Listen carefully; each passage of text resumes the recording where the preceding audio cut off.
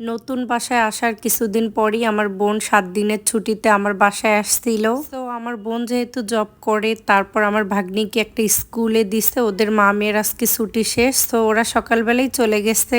মনটা অনেক বেশি খারাপ লাগতেছিল আমার কুটু ভাগ্নিটার জন্য। ছোট মানুষ বাসায় থাকলে কিন্তু অনেক বেশি ভালো লাগে, সারাদিন চিল্লাচিল্লি করতো। ওদেরকে পাঠিয়ে দিয়ে সবার মনটা এত খারাপ ছিল, পরে সবাই মিলে আমরা ছাদে চলে আসলাম।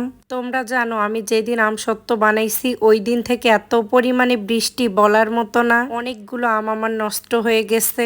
দেন বাসায় চলে এসে সবাইকে একটু ম্যাঙ্গো ড্রিঙ্কস বানিয়ে দিলাম। বাসায় অনেকগুলো আম আছে, কেউ ঠিকঠাক মতো খাচ্ছে না, পরে ভাবলাম ড্রিঙ্কস বানিয়ে দেই। ওদেরকে নাকি এমনি এমনি আম খেতে আর ভালো লাগতেছে না, পরে বলতেছে ড্রিঙ্কসটাই তো আমাদের কাছে ভালো লাগলো। তারপর এদিকে দেখতেছে আম্মু বেলকনিতে বসে বসে আমার ভাগ্নির সঙ্গে ভিডিও কলে কথা বলতেছে। আমাদের পরিবারের মধ্যে প্রথম সন্তান আমার বোনের মেয়ে, এজন্য অনেক আদর করে সবাই। পর বিকেল বেলা আমার কাজিন গুলোকে নিয়ে বাহিরে একটু ঘুরতে গেছিলাম। বাসায় এখনো আমরা অনেকগুলো লোক আছি, বাট কেন জানি মিসিং মিসিং লাগতেছে আমার সোনা পাখিটার জন্য।